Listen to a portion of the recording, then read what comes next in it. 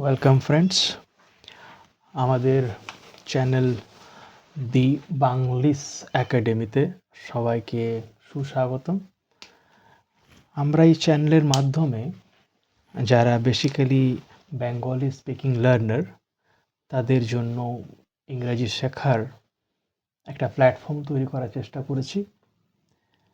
একটা সাধারণ বাড়ির বাচ্চা যে ফার্স্ট জেনারেশন লার্নারের মতো ইংরাজি শিখতে চাইছে, তাদের ক্ষেত্রে প্রথমে একটা গ্রামাটিক্যাল ব্যাকগ্রাউন্ড তৈরি করা, একটা স্বচ্ছ ধারণা ল্যাঙ্গুয়েজের সম্বন্ধে, অ্যান্ড তারপর আমরা সেই ইংরাজিতে কথা বলা, লেখা প্রপার কারেক্ট ইংলিশের মাধ্যমে, সেটাই আমাদের লক্ষ্য। তো শুরু করা যাক। আজকের টপিক হচ্ছে পার্টস অফ স্পিচ। এখন স্পিচ বা সেন্টেন্স, গ্রামাটিক্যালি আমরা স্পিচকে সেন্টেন্স বলতে পারি। এখন একটা সেন্টেন্স কীভাবে তৈরি হয়? আমরা সকলেই জানি একটা সেন্টেন্স কতগুলো ওয়ার্ডসকে একত্রিত করে গ্রুপ করে একটা সেন্টেন্স তৈরি হয়। এখন সেই ওয়ার্ডসগুলোর একটা স্পেসিফিক মিনিং থাকে এবং একটা নির্দিষ্ট প্যাটার্ন থাকে। The basic pattern of English language is subject plus verb plus object. যাই হোক, এখন এই যে শব্দগুলো দিয়ে একটা সেন্টেন্স তৈরি হয়, সেই সেন্টেন্সের মধ্যে যে শব্দগুলো আছে তাদের রোল বা ফাংশন অনুসারে কী ধরনের রোল তারা সেই সেন্টেন্সে প্লে করছে বা ফাংশন কীভাবে প্লে করছে, সেই অনুসারে ওই শব্দগুলোকে 8 ভাগে ভাগ করা হয়ে থাকে। এবং সেই 8টা প্রকারের শব্দ তাদেরকে একত্রিতভাবে ইংরেজি গ্রামারে পার্টস অফ স্পিচ বলা হয়। So that's all about parts of speech. চলো দেখা যাক এক এক করে। প্রথম হচ্ছে নাউন, তারপরেই প্রোনাউন আছে, adjective, verb, adverb, preposition, conjunction and finally interjection. এখন নাউন ছোট করে বললে এ নেমিং ওয়ার্ড। কিসের নাম? পার্সন, ব্যক্তি হতে পারে, থিং, কোনো জিনিস হতে পারে, প্লেস, কোনো জায়গা হতে পারে, রিভার এটসেট্রা। ফর এক্সাম্পল, যদি বলি রাম, যদি বলি শ্যাম, এগুলো হচ্ছে ব্যক্তির নাম। থিং, বিষয়, কোনো জিনিস, table, chair, place, Kolkata, Mumbai, Delhi, এগুলো হচ্ছে জায়গা। River, the Ganges, Ganga, the Yamuna, এগুলো হচ্ছে নদীর নাম। তো এই সমস্ত নামকে একত্রিতভাবে আমরা সবকেই নাউন বলবো। এখন নাউনের অনেক প্রকার আছে, ক্লাসিফিকেশন আছে, সেগুলো ইন ডিটেল পড়বো যখন আমরা নাউন পড়বো। নেক্সট চলো প্রোনাউন। এখন প্রো মানেই হচ্ছে replacement, pro plus noun, that is a replacing word. এমন একটা শব্দ যেটা কিনা নাউনকে রিপ্লেস করে, রিপ্লেসেস এ নাউন, নাউনের পরিবর্তে বসে। রিপ্লেসমেন্ট মানে কি? পরিবর্তে বসা। এখন কেন রিপ্লেসমেন্ট করা হয়? তার কারণটা হচ্ছে to avoid the repetition of the same noun. ধরে নাও আমি বললাম Robin went to the market, Robin purchased some sweets, Robin came back. এখন এই প্রত্যেকটা সেন্টেন্সে রবিন রবিন রবিন যে রিপিট করানো হচ্ছে, সেটাতে কি হয়? শুনতে এটা অনেকটা অড মনে হয়। সেই রেপিটেশনটাকে বন্ধ করার জন্য আমরা প্রোনাউনের ইউজ করি, নাউনের জায়গায় প্রোনাউন দিয়ে দেবো। তাহলে কি হবে? Robin went to the market, he purchased some sweets and he came back. তো এই জন্য বেসিক্যালি প্রোনাউন ইউজ করা হয়। তো প্রোনাউনকে আমরা রিপ্লেসিং ওয়ার্ড বলতে পারি। Next comes adjective. এখন এই অ্যাডজেক্টিভ মানে হচ্ছে ডিসক্রাইবিং ওয়ার্ড। ডিসক্রাইব মানে আমরা জানি বর্ণনা করা, কোনো জিনিসকে ব্যাখ্যা করা, কোনো জিনিস সম্বন্ধে কিছু ইনফরমেশন দেওয়া। তো এ ডিসক্রাইবস এ নাউন ও প্রোনাউন। নাউন বা প্রোনাউন সম্বন্ধে কিছু ব্যাখ্যা দেয় বা কিছু বলে, বর্ণনা করে থাকে। যেমন ধরুন আমি বললাম শার্ট, জামা। এখন যদি বলি রেড শার্ট, লাল রঙের জামা। কেমন জামা? লাল রঙের। তাহলে সেই জামার কালার সম্বন্ধে বললো, তাকে বর্ণনাও করলো। তাহলে যেহেতু শার্ট একটা নাউন, তাহলে ইয়েটা রেড হবে কি? অ্যাডজেক্টিভ। একই রকমভাবে টল বয়, টল হচ্ছে অ্যাডজেক্টিভ।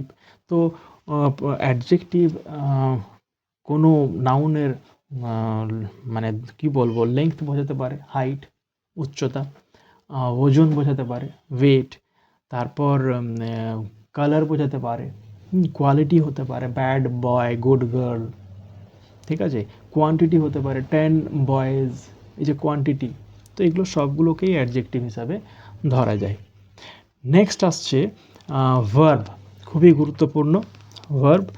এখন ভার্বকে বলা হয় সেন্টেন্সের নিউক্লিয়াস, মানে যদি ভার্ব না থাকে একটা সেন্টেন্সের মধ্যে তাহলে সেই সেন্টেন্সটা তৈরি করা যায় না, অ্যাটলিস্ট টেকনিক্যালি বা গ্রামাটিক্যালি। স্পোকেনে হয়তো হতে পারে, সেটা অন্য জিনিস। ভার্ব, এখন ভার্ব সম্বন্ধে আমরা বলবো একটা ডুইং ওয়ার্ড, বা বিং ওয়ার্ড বা হ্যাভিং ওয়ার্ড। এখন এই যে ডুইং, বিং, হ্যাভিং, অর্থাৎ ডুইং বলতে অ্যাকশন ওয়ার্ড, বেশিরভাগ ক্ষেত্রে আমরা ভার্বকে কোনো অ্যাকশন, কাজ করা বোঝায় এরকম শব্দ বুঝি, যেমন রাইট, রিড, প্লে, এগুলো। আবার বিং, বিং বলতে হওয়া, যেমন আমি একজন শিক্ষক, তোমরা স্টুডেন্ট, তোমরা ছাত্র, সে একজন ডাক্তার, এর হচ্ছে being. He is a doctor, she is a lawyer, I am a teacher, you are a student. And last one হচ্ছে হ্যাভিং ওয়ার্ড। হ্যাভিং মানে টু পজেস সামথিং, কিছু অধিকারে রাখা, থাকা, এটা হচ্ছে ভার্ব। এখন ভার্ব সম্বন্ধে অনেক তার ব্যাখ্যা আছে, finite, non finite, the classification, এগুলো সব ডিটেলসে করানো হবে একের পর এক, ঠিক আছে। নেক্সট হচ্ছে অ্যাডভার্ব। এখন অ্যাডভার্বের অর্থ হচ্ছে এ মডিফাইং ওয়ার্ড। মডিফাই মানে হচ্ছে এক্সট্রা ইনফরমেশন দেওয়া, কার সম্বন্ধে, add something to the meaning of verb. Verb সম্বন্ধে এক্সট্রা ইনফরমেশন দিতে পারে, বা অ্যাডজেক্টিভ সম্বন্ধে দিতে পারে, বা অন্য কোনো অ্যাডভার্ব বা অন্যান্য যে পার্টস অফ স্পিচ আছে, শুধুমাত্র নাউন প্রোনাউন বাদ দিয়ে। কারণ নাউন প্রোনাউন সম্বন্ধে এক্সট্রা ইনফরমেশন কে দেয়, সেটা হচ্ছে অ্যাডজেক্টিভ, সেটা হচ্ছে তার কাজ, ঠিক আছে। বাকি সমস্ত ক্ষেত্রেই অ্যাডভার্বের আমরা গ্রহণযোগ্যতা দেখতে পাই।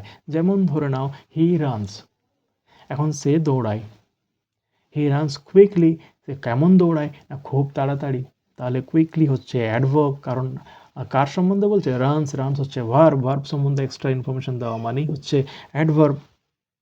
আবার যদি বলি হি রানস ভ্যারি কুইকলি, এই যে ভ্যারি শব্দটা, সেটা কার সম্বন্ধে বলছে, ভার্ব সম্বন্ধে বলছে, এই সরি অ্যাডভার্ব সম্বন্ধে বলছে, কুইকলি কতটা, না খুব বেশি তাড়াতাড়ি, তাহলে সেটা হচ্ছে আপনার ইয়ে সম্বন্ধে কথা হলো, অ্যাডভার্ব সম্বন্ধে। হ্যাঁ, তো এই যে অ্যাডজেক্টিভ, অ্যাডভার্ব সম্বন্ধে বলা। আবার কিছু কিছু ক্ষেত্রে সেন্টেন্স সম্বন্ধেও বলতে পারে অ্যাডভার্ব, যেমন আনফর্চুনেটলি হি ডায়েড। এই যে আনফর্চুনেটলি, কোনটা আনফর্চুনেট, সেটা হচ্ছে হি ডায়েড, এই যে পুরো সেন্টেন্সটা হচ্ছে আনফর্চুনেট, তাহলে সেটাকে আমরা অ্যাডভার্ব বলতে পারি। প্রিপোজিশন চলে আসছে তারপর। প্রিপোজিশন হচ্ছে একটা রিলেশন শোয়িং ওয়ার্ড। কিসের রিলেশন, কার রিলেশন, কোথাকার relation, before the position of a noun. তাহলে প্রিপোজিশন একটা নাউনের পূর্বে বসে আর অপর একটা নাউনের সাথে তার কি সম্পর্ক সেটাকে শো করে, সেটাকে দেখায়, দর্শায়। তো যেমন ধরে নাও, যেমন the book is dash the table. এখন এই টেবিল আর বুক মাঝখানে কিছু মিসিং আছে, কিন্তু সম্পর্ক একটা আছে, সেটা আমরা বুঝতে পারছি টেবিল বা বুকের মধ্যে। তাহলে এই যে সম্পর্কটা কীভাবে প্রকাশ পাবে, যখন আমরা লিখবো the book is on the table, exactly কোথায় লোকেশনটা যে পরিষ্কার বোঝা গেল। তাহলে এই অন হচ্ছে প্রিপোজিশন, ঠিক আছে। তা প্রিপোজিশন, প্রি মানেই হচ্ছে, প্রি মানে পূর্বে, কার পজিশন, নাউনের পূর্বে বসে, তাকে প্রিপোজিশন বলে। Later on we can see also the different types of preposition, এইসব দেখবো। এরপর কনজাংশন, এ জয়নিং ওয়ার্ড, কি জয়েন করে, joins word to word, phrase to phrase, sentence to sentence, clause to clause, এগুলোকে একসাথে জয়েন করে। যেমন Ram and Shyam go to the market, বা I play with Bagha and Bagha is a neighbour of me, of mine, ঠিক আছে। তাহলে আমি বাঘার সাথে খেলি এবং বাঘা আমার প্রতিবেশী। তো এই যে দুটো সেন্টেন্সকে জয়েন করলো, সেটা হচ্ছে কনজাংশন। সবার শেষে আসে interjection, an emotion expressing word, oh wow bravo, এই যে এক্সপ্রেস করছে, আমরা কখনো কষ্ট পেলে ওহ ইউজ করছি, বা ওয়াও সম্বোধন করার জন্য, অ্যান্ড ব্রেভো, ফাইনালি ব্রেভোকে বোঝানোর জন্য আমরা প্রকাশ করছি সাহস বোঝানোর জন্য, সাবাস জানানোর জন্য। তো এটা হচ্ছে ইন্টারজেকশন। এই সমস্ত ওয়ার্ডের শেষে একটা করে মার্ক, পাংচুয়েশন মার্ক দেওয়া হয়, সেগুলোকে কী বলা হয়? সেগুলোকে বলা হয় নোট অফ এক্সক্লামেশন। তো এটাই হচ্ছে আমাদের পার্টস অফ স্পিচ। হ্যাঁ, আজকে আমরা এটা শিখলাম। আশা করি তোমাদের সব ধারণা স্বচ্ছভাবে হয়েছে, আর পরবর্তী ক্লাসে আমরা নাউন সম্বন্ধে পড়ব। Thank you.